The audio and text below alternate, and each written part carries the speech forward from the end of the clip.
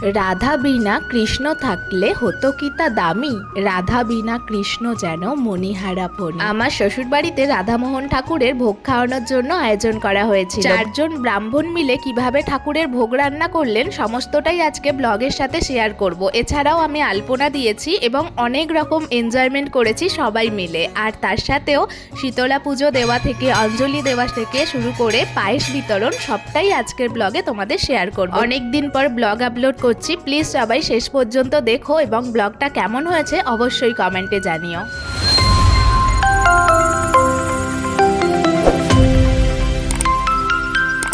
ভিডিওটা শুরু করার প্রথমেই হ্যালো বন্ধুরা, তোমরা সবাই কেমন আছো? আশা করছি সবাই ভালো আছো। মৌমিতা ভৌমিক চ্যানেলে তোমাদের সকলকে স্বাগত জানাই। সকাল সকাল রান্না শুরু হয়ে গেছে। একদিকে পায়েস হচ্ছে আর আরেকদিকে সবজি। আর এখানে নাড়ু বানানোর জন্য মামিমা নারকেল কোড়াচ্ছে। বাড়ির পুজোতে এটা তো কমন ব্যাপার, পিতলের বাসন সমস্ত কিছু নামিয়ে ধুয়ে রাখা হয় আর ওপরে একটা ছাওয়া করা হয়েছে ঠাকুরকে বসানোর জন্য। আর বাড়ির পুজো দেখতেই পাচ্ছ, রাজীবের রেলাটাই অন্যরকম। এটা হলো আমার ননদের ছেলে ত্রিশান। শ্বশুর বাড়িতে আমার সেরকম কিছু কাজ থাকে না, তাই সকাল সকাল স্নান করে শাড়ি পরে সেজেগুজে আলপনা দিতে বসে গেছি। আমি বাড়িতে থাকাকালীন যদি কোনো পুজোর আয়োজন করা হয় তাহলে আলপনা দেওয়ার দায়িত্বটা আমারই থাকে। যাই হোক, এদিকে ব্রাহ্মণরা সবজি কাটতে বসে গেছেন আর মা এখানে নাড়ু বানাচ্ছে। ঠাকুরের কাছে যে প্রসাদটা দেওয়া হবে সেটা ব্রাহ্মণরা বানাচ্ছেন। আর আমাদের যে লোক খাওয়ানোর আয়োজন করা হয়েছে সেই যে রান্না বান্না সেটা মামা আর একজন রাঁধুনি মিলে দায়িত্ব নিয়েছেন। ভেতরে যেখানে ঠাকুরের কাছে রাধামোহন ঠাকুর বসবেন ওখানের আলপনা দেওয়া সেরে আমি এখন মন্দিরে আলপনা দিতে এসেছি। আর আমি এখানে রাজীবকে বলছি ভিডিওটা ভালো করে নাও আর অবশ্যই যেন আলপনাটা আসে। সত্যি এরকম একটা সাপোর্টিভ হাজবেন্ড পেলে আর কিছুই চাই না। আর এমনিতেও আমার শ্বশুরবাড়ি থেকে সবকিছুরই স্বাধীনতা আছে, তোমরা সেটা দেখতেই পাও আমার ভিডিওর মাধ্যমে। আর দেখতেই পাচ্ছ এখানে আমি এখন আমার লুকটা দেখাচ্ছি। এই যে ব্লাউজটা দেখছো ওটা আমরা বড়বাজার গেছিলাম, নতুন নিয়ে এসেছি। আর আমি একটু সিম্পল শাড়ি পরতেই পছন্দ করি, বেশি হেভি গর্জাস শাড়ি পরতে আমার ভালো লাগে না। আর এখন এমনিই গরম পড়ে গেছে, সেই জন্য হ্যান্ডলুমের ওপরই একটা শাড়ি পরেছি।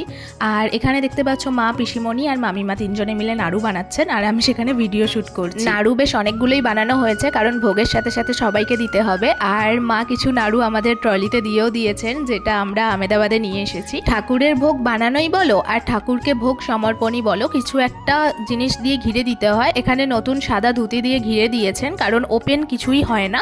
আর এখানে ব্রাহ্মণরা রান্না বসিয়েও দিয়েছে। আমাদের বাড়িটা হওয়ার পর থেকেই অষ্টম প্রহরের সময় প্রতি বছরই রাধামোহন ঠাকুর আমাদের বাড়িতে সেবা নিতে আসেন। কিন্তু এই বছর যেহেতু আমরা ছেলে বৌমা বাড়িতে এসেছি সেই জন্য বাবার ইচ্ছে ছিল এই বছর কিছু মানুষকে খাওয়াবেন, ভোগ দেবেন।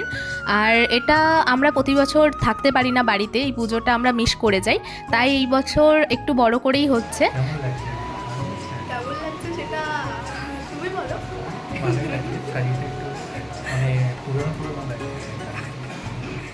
যাই হোক, বরমশাই এখন পাঞ্জাবি পরে রেডি হয়ে গেছেন আর অনেকক্ষণ পর নাগালে পেয়েছি, তাই একটু দুষ্টুমি তো থাকতেই হবে না আমাদের। সবকিছুর সাথে সাথে রান্নাও এদিকে অনেকটা আগিয়ে গেছে। ওইদিকে ভাত হচ্ছে আর এদিকে পটল আলুর তরকারিটা হচ্ছে। যাই হোক, মামা ঘি মশলা সমস্ত কিছু দিচ্ছেন। আর ওইদিকে যিনি আছেন উনি একজন জ্যাঠামশাই, উনি রাঁধুনি, রান্নার কাজ করেন। আর এখানে ঠাকুরের পায়েসের জন্য ব্যবস্থা চলছে হাঁড়ির মধ্যে। আর পটল আলুর তরকারি সাথে এক্সট্রা করে পনির দেওয়া হয়েছে। আহমেদাবাদেই বলো বা ট্রাভেল ব্লগে অন্য কোনো রাজ্যেই বলো, আমাকে তোমরা অন্য লুকে দেখো। আর বাড়িতে থাকলে একটু বউ বউ লুক থাকে। আমার এই লুকটা কেমন হয়েছে তোমরা অবশ্যই জানিও।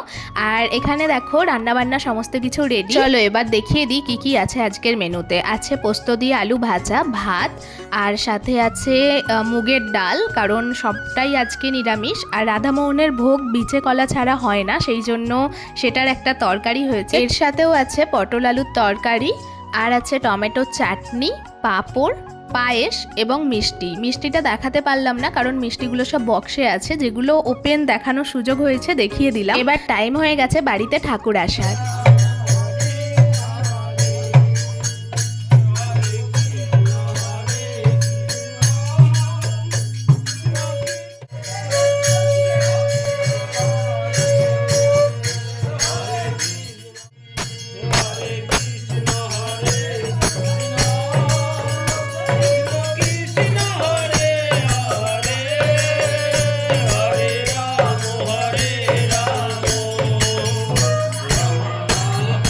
এই হচ্ছেন রাধামোহন ঠাকুর। শ্যামসুন্দরী বলো বা রাধামোহনই বলো বা রাধাকৃষ্ণই বলো, যাই হোক এখানে শীতলা পুজোর জন্য সমস্ত জোগাড় রেডি।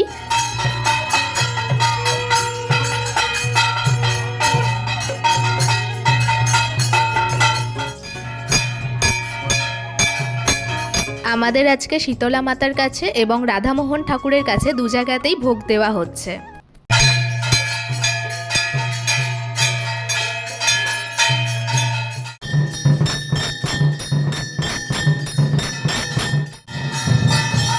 দরজা বন্ধ করে শীতলা মাতার কাছে ভোগ নিবেদন করা হয়েছে। আর এটা হলো আমাদের গ্রামের শীতলা মাতার মন্দির, যেটা আমাদের বাড়ির উঠানের একদমই সামনে। এখানেই আজকে অষ্টম প্রহরের আয়োজন করা হয়েছে, মানে রাধামোহন ঠাকুর আমাদের বাড়িতে সেবা নিয়ে আরও 2-3টে বাড়িতে সেবা নিয়ে আজকে মন্দিরে ঢুকে যাবেন। আজকে থেকে অধিবাস শুরু হবে আর আমরা এখানে বসে গেছি পুষ্পাঞ্জলি দিতে।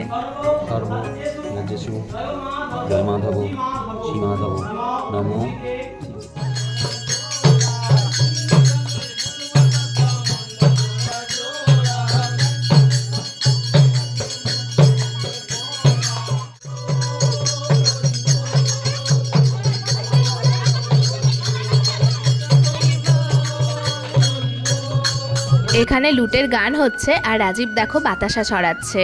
আমরা কয়েকজন মিলে পুজো দিতে এসেছি, সবাই তো বাড়িতেই আছে। চলো এবার বাড়ির দিকে রওনা দেওয়া যাক। বাড়ি ফিরে দেখি বাবা পুজোয় বসে গেছে আর এখানে একটা ব্রাহ্মণ পুজো করছেন, একটা ব্রাহ্মণ শীতলা মাতার কাছে গেছেন আর 2টো ব্রাহ্মণ এখনো পর্যন্ত ভোগ বানাচ্ছেন। 4.5 বছর বিয়ে হয়ে গেছে, এটা নিয়ে আমি দ্বিতীয়বার পুজো দেখছি। বিয়ের প্রথম বছর রাজীব ছিল তখনও, আর আমরা তখন উড়িষ্যায় থাকতাম। আর মাঝখানে 3টে বছর গ্যাপ গেছে, আবার এই বছর আমরা পুজোতে আসতে পেরেছি। পাশেই নামের দল বসে গেছেন গান করতে।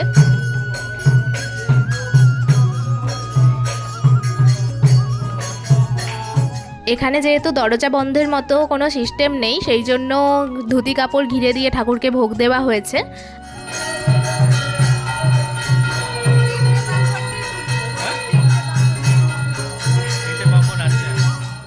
প্রসাদ নিবেদন এবং আরতি হয়ে যাওয়ার পর আমরা বসে গেছি পুষ্পাঞ্জলি দিতে। আমিও আজকে উপোস করেছিলাম, মা বাবাও। রাজীব যদিও কিছু অল্প করে খেয়ে নিয়েছিল, তাও বসেছে অঞ্জলি দিতে। আমার বাপের বাড়ির ওখানে ব্রাহ্মণদের বাড়িতে রাধামোহনের ভোগ দেওয়া হতো, আর সেটার জন্য আমরা 1 বছর ওয়েট করতাম। সত্যি খুব ভাগ্য করেছি তাই এরকম একটা শ্বশুর বাড়িতে এসেছি যেখানে রাধামোহনকে সেবা দেওয়ার সুযোগ পাওয়া যায়, কারণ এই ঠাকুরকে বাড়িতে আনার সৌভাগ্য সবার হয় না। আর দেখতেই পাচ্ছ এখানে ভোগ নিবেদন করা হয়েছে। ঠাকুরের ভোগ নিবেদন করার পরই এখানে সবাই খেতে বসে গেছেন। আর বাবা বলেছিল চেয়ার টেবিলে খাওয়ানোর জন্য, কিন্তু সবাই বলছেন রাধামোহনের ভোগ নাকি নিচে বসে খেতে হয়, সেই জন্য চেয়ার টেবিল পরে ক্যান্সেল করা হয়েছিল আমাদের। এমনকি ব্রাহ্মণরাও নিচে বসে খাবেন বলেছেন, তাই ব্রাহ্মণদের সেবা পর্ব বাড়িতেই হচ্ছে। আর সবার আবদার ছিল এটাই যে আমি যেহেতু বাড়ির একমাত্র বউ, তাই পায়েসটা আমি দিই। যাই হোক, সবার আবদার রাখতেই আমি সবাইকে পায়েসটা পরিবেশন করছি। যেহেতু বাড়িতে একদমই কিছু কাজকর্ম করতে হয় না, পায়েস দেওয়াটাও একটা কাজ, আর সেই কাজটা আমি করছি বলে সবাই বেশ এনজয় করছে, আমাকে নিয়ে মজা করছে। আর আমিও সাথে সাথে ওদের সাথে বেশ এনজয় করছি। সবার খাওয়া পর্ব মিটে যেতে শেষ বেলায় আমরা খেতে বসেছি। আর দেখতেই পাচ্ছ এখানে বলেছিলাম যে রাধামোহনের প্রসাদ, বিছে কলা, আলু ভাজা, ডাল, পটল আলুর তরকারি। চলো আমি খাওয়াটা শুরু করি, এরপর আরও অনেক কিছু আছে যেগুলো আর দেখাতে পারলাম না, আগে দেখিয়ে দিয়েছি।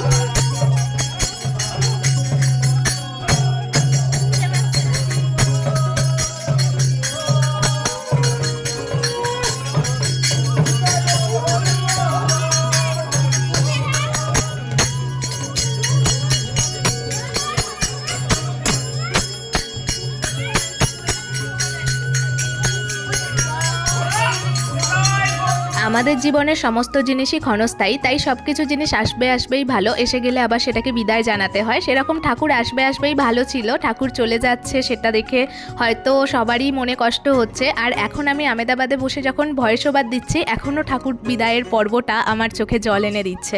যাই হোক, আজকের ব্লগটা আমি এখানেই শেষ করছি। তোমরা সবাই ভালো থেকো, সুস্থ থেকো। ব্লগটা কেমন হয়েছে অবশ্যই কমেন্টে জানিও। দেখা হচ্ছে পরের পর্বে। Bye, take care.